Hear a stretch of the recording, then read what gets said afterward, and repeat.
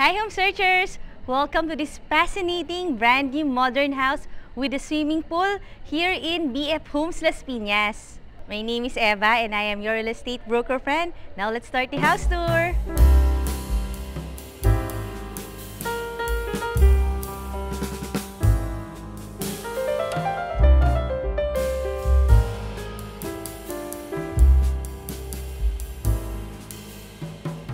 The lot area of this property is 280 square meters at ang floor area about 400 square meters. At facing east or morning sun siya, ito na ang iyong carport.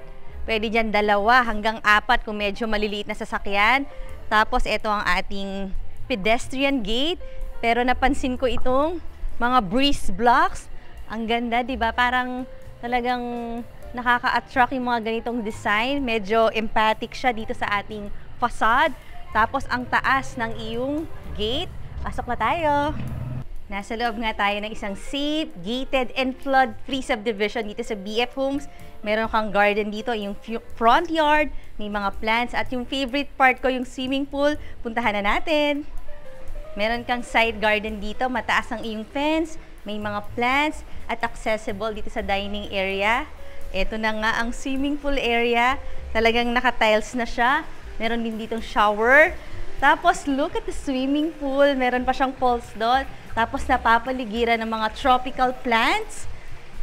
Merong mababang portion dito. Siguro mga 1 feet.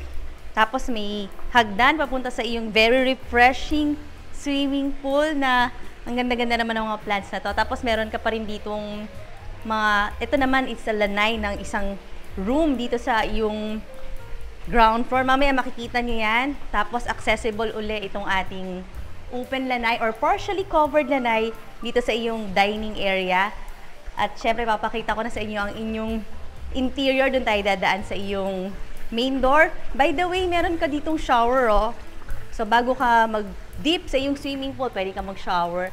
Tapos kung napansin nyo, yung ating wall, meron uli mga breeze blocks dito sa taas. Para talagang yung aesthetic niya, yung ganda ng ating swimming pool area. Di ba kapareho yan yung nandun sa labas? Dito tayo uli dadaan. Let's go!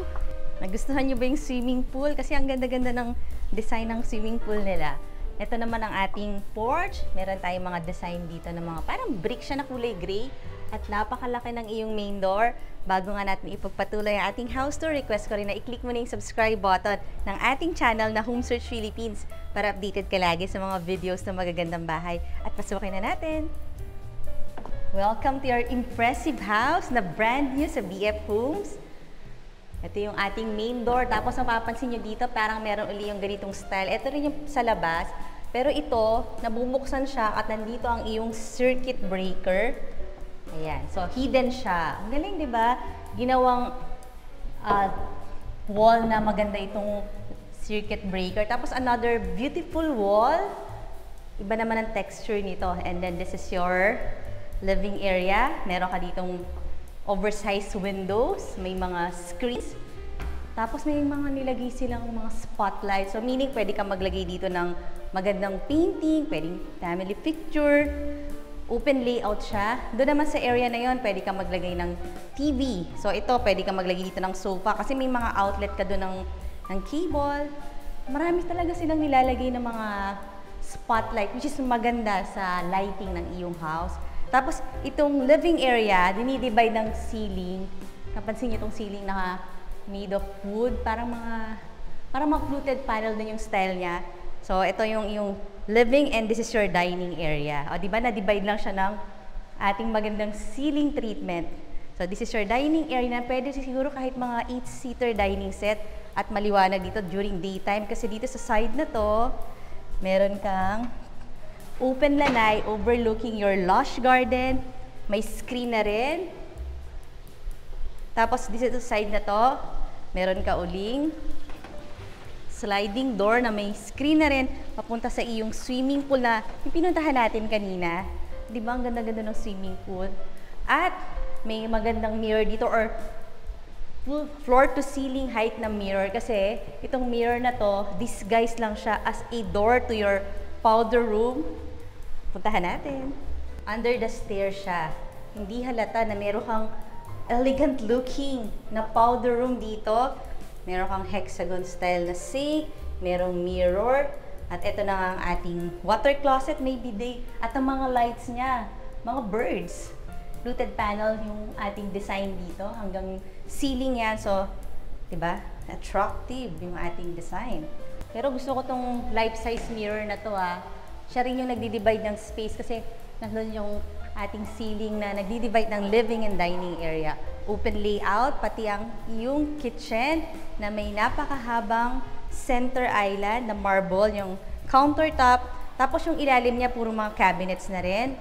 Dito sa side na to, merong, I think this is a dishwasher. O may dishwasher ang iyong house. Tapos, yung sink mo nandito, high-tech. At sa mga mahihilig magluto, ma-appreciate nyo tong ating 5-burner stove. Meron ka pang pot peeler para pag nagluluto ka at kinapos ng tubig or sabaw, i-open mo lang to. Ayan. Tapos sleek tight yung iyong Hamden na range hood. May mga cupboards tayo dito. At kung ikaw ay medyo matangkad-tangkad, marami pa tayong cupboards sa taas. So buong wall naka-cupboards na para marami kang kitchen cabinet. And good thing, meron kang walk-in pantry. Tara, pasok tayo dito. Very nice! Ang dami mong mailalagay dito under the stairs. Then mahaba pa to hanggang dun pa. So nandyan lahat ng iyong mga groceries. At saka syempre yung ibang mga gamit sa kitchen na hindi mo naman araw-araw ginagamit, pwede dito nakatago. Yan ang advantage ng ating walk-in pantry. Tapos dito sa side, you have microwave, you have oven. Ito naman mga prep area lang to. So kung maglalagay ka pa ng mga kitchen appliances, pwede rito. Marble type. And meron ka ring mga cabinets dito. So mga additional food pantry. Dito sa side na to, pwede tayong maglagay ng seat. Siguro mga 3, pinakamadami mong pwedeng ilagay. Double na siya as your breakfast nook. Ang cute nitong design na to. Tapos nandun sa labas yung ating helper's room. Silip lang tayo. May access to papunta sa iyong garage. Tapos dito ang iyong helper's room, driver's room. Meron silang common bathroom. May tao lang doon sa taas. At meron kang mataas na fence. As in talagang super taas. So in terms of privacy, very good. And security ang iyong house. Pasok tayo ulit. Home searchers, anong masasabi mo sa ating kitchen? Napaka-elegant, diba? Tapos dito ka pwedeng maglagay ng double door refrigerator. Tapos talagang maximize no, lahat ng mga spaces. Meron na sila mga cabinet dyan. At dito rin sa ground floor, just in case gusto mo dito mag-bedroom sa baba, ito na yung ground floor bedroom. Spacious ang iyong bedroom sa ground floor. Meron kang floor to ceiling height na cabinet na medyo malaki-laki at maraming mga shelf para pwede mong patungan ng mga bags. Meron ka ng cable, telephone, mga outlet. At ang maganda dito sa bedroom na to, meron siyang very own lanay papunta sa swimming pool. Check natin. Diyan yung swimming pool mechanism. Tapos ito pwede kang maglagay ng outdoor na dining or living set kasi medyo malaki pa siya. Tapos may mga plants. Mataas din ang iyong wall. So in terms of security and privacy, very good. At ang lapit mo lang dun sa yung napakagandang swimming pool. Parang ang pwedeng gawing master bedroom yung ground floor na yan eh. Bukod sa may sarili siyang access sa swimming pool, meron pang magandang feature ang bedroom na to at titingnan na natin. Mataas yung ceiling niya at meron siyang sariling bathroom. Napakalaki ng bathroom na to. Meron ka ditong mirror, may sink, may bidet ang iyong water closet. At ang isa sa pinakamagandang part ng bathroom ay itong bathtub. O diba, para kang master bathroom na rin. So just in case gusto mo sa ground floor gumamit ng bedroom, ito naman yung iyong master bathroom. Plus factor para sa akin ng bathtub. At katabi niya ang iyong double shower. Very spacious. So check na natin ang second floor. Home searchers, anong masasabi mo sa layout ng iyong future house? Type mo ba? If yes, lagay mo naman dyan sa comment section ang masasabi mo sa ating house tour. At eto na nga yung staircase papunta sa second floor. Pero bago ko ipakita yung second floor, syempre request ko rin na i-like mo na yung Facebook page ng Home Search PH para makita mo yung pictures ito at marami ka pang makitang nice houses. Akit na tayo! Dito sa second floor, meron kang 3 bedrooms at ito na ang bedroom number 1. Tingnan natin. And this is it. Meron siyang malaking window dito, may screen, at meron siyang balcony. Tingnan natin. L-shape yung balcony. At kitang-kita dito ang maganda mong swimming pool na tropical inspired. Medyo malaki rin to ha. At yun nga, shared siya dito sa master bedroom. Pero mamaya na natin siya papasukin ha. Pupunta muna tayo sa isa pang bedroom. Pero tingnan natin yung bathroom nitong bedroom na to. Lahat ng bedrooms may own bathroom at elegant looking. May mirror na, may lights, may bidet ang water closet. Approaching bedroom number 2. During daytime, maaliwalas dito kasi meron kang glass wall. May balcony rin kasi yung bedroom na yan. So, lahat ng bedrooms dito sa second floor, may balcony. Tapos may mga plants. Tingnan na natin. Ito na ang iyong bedroom number 2.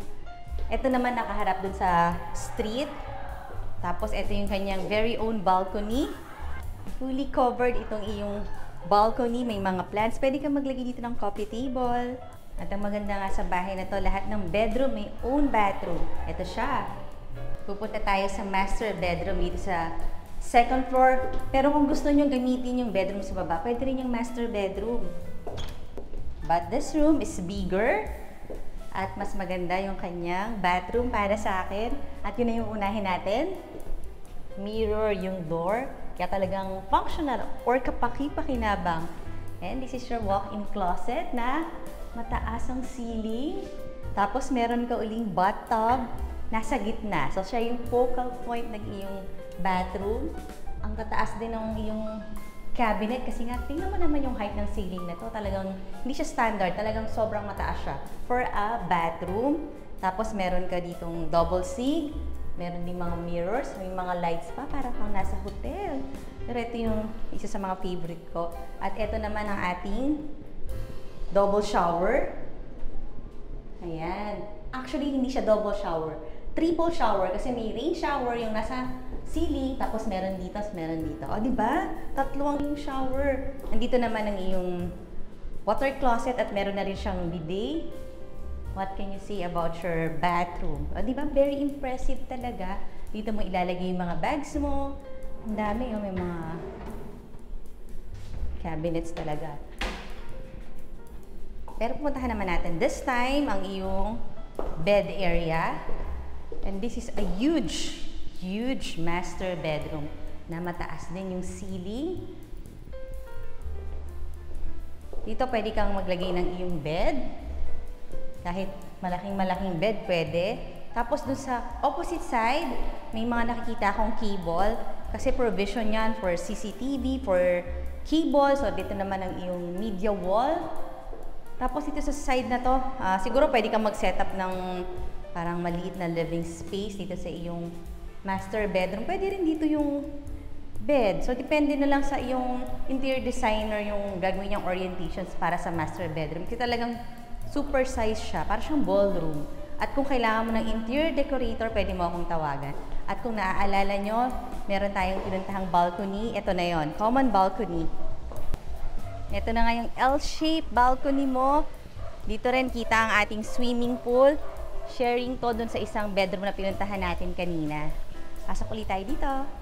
Pulido at pinag-isipan ng bahay na to at mas ma-appreciate yan pag nakita nyo sa actual. Kaya tawagan nyo ako. Nandyan na yung number ko sa screen. Ngayon, request ko na i-click mo yung subscribe button here at yung mga latest videos. And eto naman ang mga similar videos. And I will see you on the next video.